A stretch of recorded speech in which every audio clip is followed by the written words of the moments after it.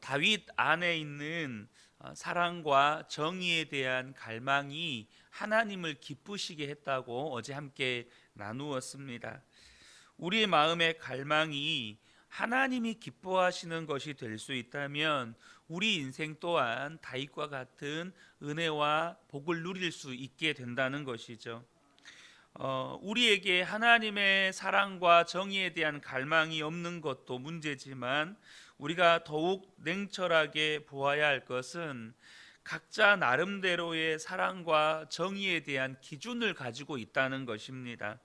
그리고 그 자기 기준으로 다른 사람을 판단하고 또 자기 의견대로 가정도 교회도 또 회사도 나라도 되어야 잘 된다고 여기면서 다른 사람들을 판단하고 정죄하고 다투는 것, 내가 지혜롭다고 여기고 내가 옳다고 여기는 이것을 성경은 죄라고 말씀합니다.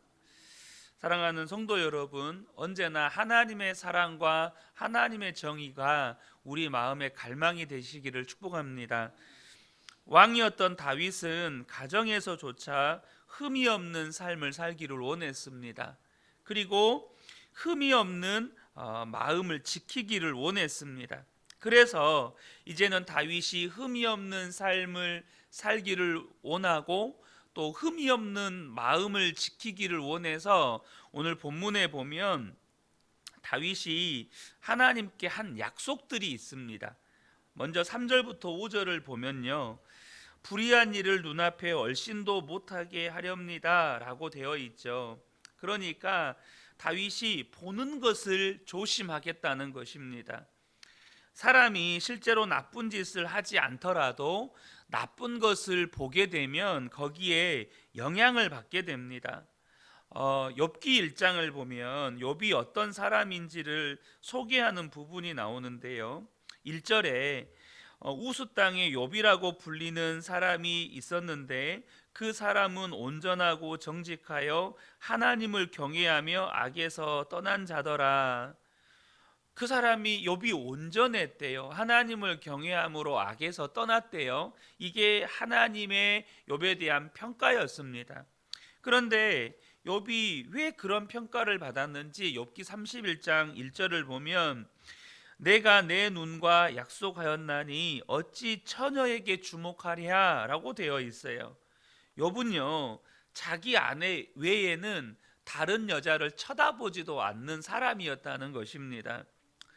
여러분, 우리가 흠이 없는 삶을 살려면, 가정에서부터 흠이 없는 삶을 살려면 내가 보는 것을 정말 조심해야 한다는 것입니다. 또 이어서 다윗이 3절 4절에 보면 3절 하반절부터 거스르는 행위를 미워하고 그런 일에는 집착하지 않겠습니다. 구부러진 생각을 멀리하고 악한 일에는 함께하지 않겠습니다. 그러니까 악한 행위를 미워하고 악한 일에 결코 참여하지 않겠다는 것입니다. 그리고 5절에는 이제 듣는 것도 조심하겠다고 고백합니다. 5절에 숨어서 이웃을 헐뜯는 자는 침묵하게 만들고 눈이 높고 마음이 오만한 자는 그대로 두지 않으렵니다. 누군가 다른 사람에 대해서 안 좋은 말, 헐뜯는 말을 할 때 단호하게 침묵하게 만들겠다는 거예요. 저는 그 말 안 듣겠습니다. 저한테는 그런 말 하지 마세요. 그렇게 끊어버리겠다는 겁니다. 그것이 안 되면 차라리 그 자리를 피하겠다는 거죠. 왜냐하면 앞서도 말씀드리는 것처럼 우리는 보는 것에만 영향받는 게 아니고요, 듣는 것에도 또 영향을 받게 됩니다. 다른 사람에 대해서 안 좋은 이야기를 듣게 되면 결국에는 그것이 내 마음에 남게 되고 또한 그 사람을 왜곡된 시각으로 바라보게 되기 때문이죠. 우리가 진짜 흠이 없는 삶을 살기 위해서 마음을 지키려면 눈으로 보는 것과 귀로 듣는 것을 정말 조심해야 한다는 겁니다. 다윗은 또 자기 주변의 신하들까지 흠이 없는 사람들로 세우겠다고 말을 합니다. 6절에 나는 이 땅에서 믿음직한 사람을 눈여겨보았다가 내 곁에 있게 하고 흠이 없이 사는 사람을 찾아서 나를 받들게 하렵니다. 여러분, 회사의 경영자가 되었든 나라의 지도자가 되었든 자기 주변에 이렇게 두는 사람들은 주로 어떤 사람들입니까? 소위 말해서 재주 있고 능력 있고 인물 좋은 사람들을 내 주변에 두려고 하지 않습니까? 그래야 나라가 잘 돌아가고 또 회사가 잘 경영되니까 그런 거 아니겠어요? 그런데 이 나라를 다스리고 통치하는 왕으로서 다윗은 그런 능력 있는 신하를 옆에다 두지 않겠다는 겁니다. 정말로 자기 주변의 신하들도 자기와 같이 흠이 없는 삶을 사는 그런 신하들을 자기 주변에다가 두겠다는 거예요. 그래서 흠 없이 사는 사람을 자기 신하로 삼겠다는 거죠. 7절에 보면 속이는 자는 나의 집에서 살지 못하게 하며 거짓말하는 자는 내 앞에 서지 못하게 하렵니다. 간사하게 왕의 귀에 좋은 말을 하는 사람, 진실성 없는 사람은 결코 주변에 두지 않겠다는 거죠. 여러분, 우리가요 사람과의 교제 또한 조심해야 합니다. 우리가 그 사람에게 좋은 영향을 끼칠 수도 있겠지만 우리도 그 사람에게 영향을 받거든요. 그러니까 우리가 주위 사람들과 교제할 때 그 교제의 기준이 고향 친구, 학교 동창, 군대 동기 이런 기준이 되면 안 된다는 거죠. 모든 관계를 끊으라는 말이 아니고 교제하는 사람, 내가 깊이 마음을 나누는 사람은 여러분 신중하게 기도하면서 선택해야 한다는 겁니다. 8절에 이 땅의 모든 악인들에게 아침마다 입을 다물게 하고 사악한 자들을 모두 주님의 성에서 끊어버리겠습니다. 다시 한번 다윗이 결단하는데요. 특별히 여기서 우리가 좀 더 주목할 것은 아침마다라는 단어예요. 아침마다. 무슨 말입니까? 매일매일 결단하겠다는 거예요. 매일매일 듣는 것, 보는 것 조심하겠다고. 그래서 흠이 없는 삶을 살겠다고 결단하겠다는 것입니다. 여러분, 우리 마음 안에도 거룩한 마음, 흠 없이 살고자 하는 열망이 있었지 않았습니까? 그런데 문제는 그 갈망을 얼마나 지켰느냐는 거예요. 단지 어떤 날에 어떤 계기를 통해서 어떤 은혜를 받았어요. 그 은혜 때문에 하나님, 제가 거룩하게 살겠습니다. 정말로 사랑과 정의를 행하면서 살겠습니다. 이렇게 결단했다고요. 근데 그 결단이 쭉 지속됐냐는 거죠. 한때는 참 거룩했던 사람들이 나중에 무너지는 것을 우리가 종종 봅니다. 왜 그렇게 됩니까? 여러분, 어제의 경건함으로 오늘을 경건하게 살 수 있는 게 아니기 때문입니다. 어제의 거룩한 삶이 오늘의 거룩한 삶을 보장해 주지를 않아요. 그래서 우리에게 뭐가 필요합니까? 아침마다 누가 나에게 악한 말을 할 때에 그 입을 나는 다물게 하겠다. 내가 악한 말을 듣지도 않고 또 악한 것을 보지도 않고 오늘 하루를 살겠다. 그렇게 결단하고 또 자신을 매일매일 돌아보고 점검하는 삶이 우리에게 필요하다는 것입니다. 그럼 다윗은 왕이 될 때 결심했던, 이게 왕의 대관식 때 기록했던 다윗의 시라고 말씀을 드렸잖아요. 다윗이 왕이 될 때 결심했던 그 흠없는 삶을 죽을 때까지 그렇게 살았습니까? 다윗의 아들 솔로몬이 이제 성전을 완공하잖아요. 그리고 1,000번제를 드리고 하나님 앞에 기도했을 때 하나님이 솔로몬에게 나타나십니다. 그리고 솔로몬에게 소원을 말해보라고 하시죠. 열왕기상 3절 9절에 보면 그 소원을 솔로몬 왕이 하나님께 올려드렸던 소원이 기록되어 있습니다. 누가 주의 이 많은 백성을 재판할 수 있사오리이까 듣는 마음을 종에게 주사 주의 백성을 재판하여 선악을 분별하게 하옵소서. 솔로몬은 아직 이제 갓 20살이거든요. 얼마나 왕으로서 불안하고 그런 솔로몬에게 필요한 게 많았겠어요. 그런데 솔로몬은 자신을 위해서 아무것도 구하지 않고 이제 하나님께서 맡겨주신 백성들을 재판해야 되는데, 정말로 백성들의 이야기를 잘 들을 수 있고 또 하나님께서 판단하시는 말씀을 잘 들어서 백성들을 잘 재판할 수 있도록 도와주세요, 이것을 구했다는 겁니다. 하나님은 솔로몬의 소원이 너무너무 좋으셨어요. 그래서 하나님께서 솔로몬에게 복을 주시죠. 여러분, 솔로몬도 사람이잖아요. 여러분, 당장 하나님이 오늘 밤에 저에게 나타나셔서 신목사야 내가 너에게 뭘 주랴, 그러면 제 마음 한켠에서도 하나님 우리 교회 1000명 교회 2000명 교회 되게 해주세요, 이런 욕심이 없을까요? 사람은 그래요.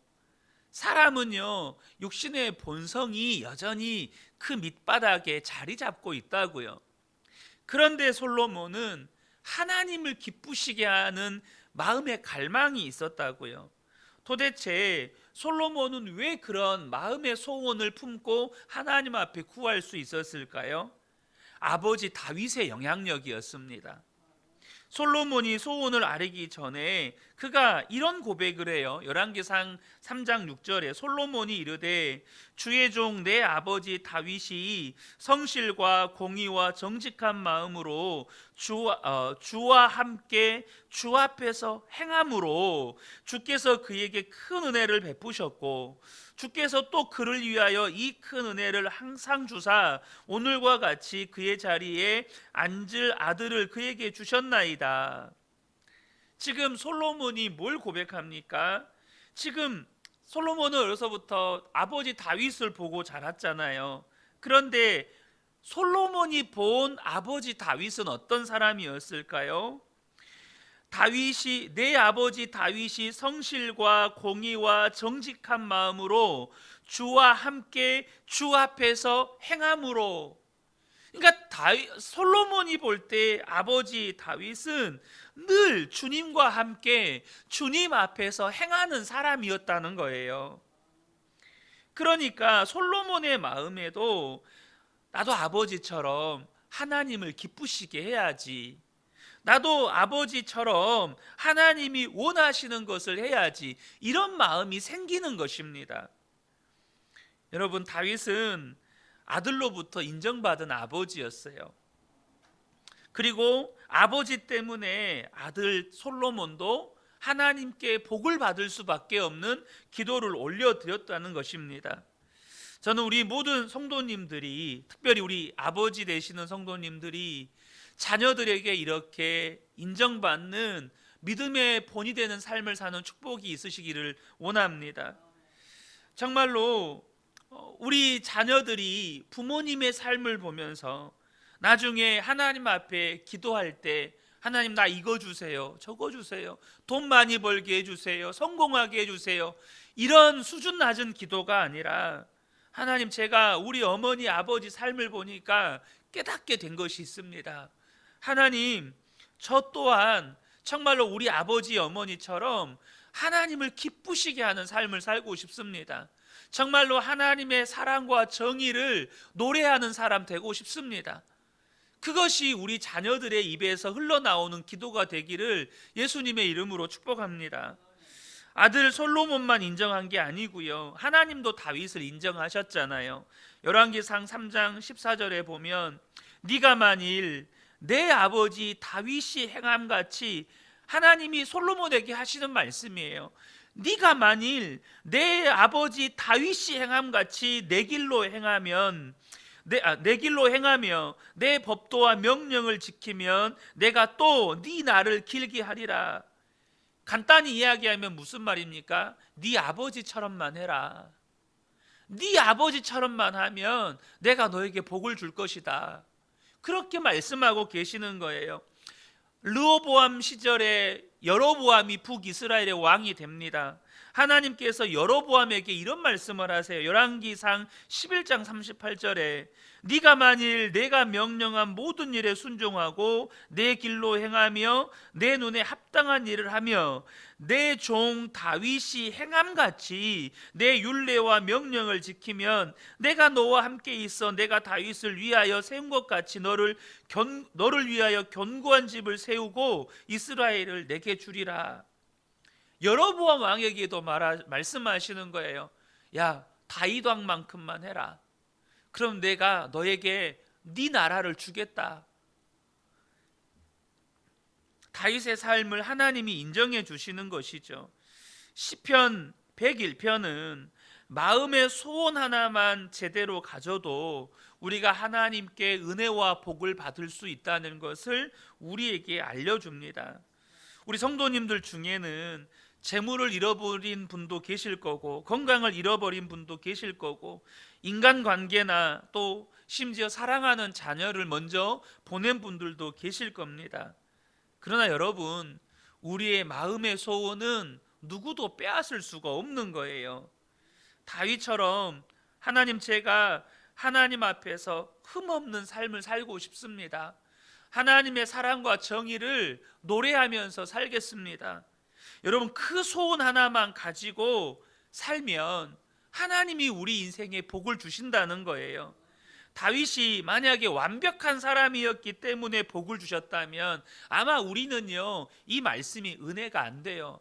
다윗이 그렇게 완벽한 삶을 살았으니 하나님이 복을 주셨다. 그러면 우리는 성경을 덮습니다. 이건 나하고 상관없는 이야기다.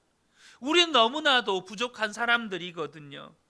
여러분, 성경을 보면 다윗이 밧세바와 간음하고 얼마나 악한 죄를 저질렀는지 우리는 잘 알고 있잖아요. 그런데도 하나님께 인정을 받습니다. 뭘 말씀하는 겁니까? 우리에게도 여러분 얼마든지 축복의 문은 열려 있다는 겁니다. 어떻게 그럴 수 있습니까? 첫 번째는 갈망입니다. 하나님이 기뻐하시는 갈망. 그 갈망이 없으면 하나님도 어떻게 하실 수가 없어요. 그런데요, 갈망만 가진다고 되는 건 아니에요. 그 갈망을 이루어 주시는 주님, 내 마음의 소원을 이루어 주시는 주님이 나와 함께 계시는 것, 여러분, 그 주님과 동행하며 살아가는 것, 다윗이 그렇게 놀라운 복을 받았던 이유였습니다.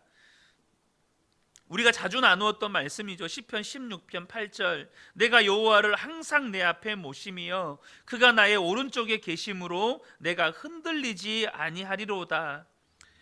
다윗이 소원했던 게 뭐였습니까? 항상 하나님을 내 앞에 모시며 사는 거였습니다.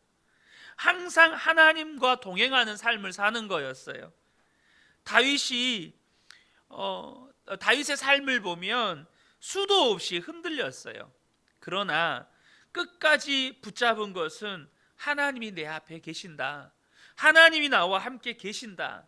이 믿음 가지고 그 모든 인생의 위기들을 이겨나갔던 겁니다. 사랑하는 성도 여러분, 우리가 예수님을 믿는 게 분명하다면 우리 마음 안에도 주님이 갈망을 주십니다. 그런데 문제는 이 갈망이 어떤 사람에게는 그냥 스쳐 지나가는 갈망으로 끝나버린다는 거예요. 그냥 바람 불면 바람이 불었다는 느낌만 남지 아무것도 안 남는 것처럼, 한번 스쳐 지나가는 바람처럼 스쳐 지나가는 갈망으로 끝나버린다는 거예요. 여러분, 저와 여러분이 기억하셨으면 좋겠습니다. 우리가 그냥 하나님이 주시는 갈망이 스쳐 지나가는 바람으로 끝나시면 안 돼요. 굳게 붙잡으셔야 합니다. 갈라디아서 5장 16절에 내가 이르노니 너희는 성령을 따라 행하라. 그리하면 육체의 욕심을 이루지 아니하리라. 여러분, 성령이 주시는 그 갈망을 굳게 붙잡게 되시기를 축복합니다. 그리고 성령 따라 가셔야 합니다. 그러면 우리의 인생도 하나님이 다윗과 같이, 다윗과 똑같을 수는 없겠죠. 하지만 다윗에게 주셨던 그 은혜와 복을 우리에게도 주신다는 거예요. 우리 이 새벽에 함께 예배한 우리 모든 성도님들이 성령이 주시는 그 간절한 갈망을 굳게 붙잡고 성령님 따라 살아가시면서 하나님이 주시는 은혜와 복을 충만하게 누리시기를 예수님의 이름으로 축복합니다. 아멘.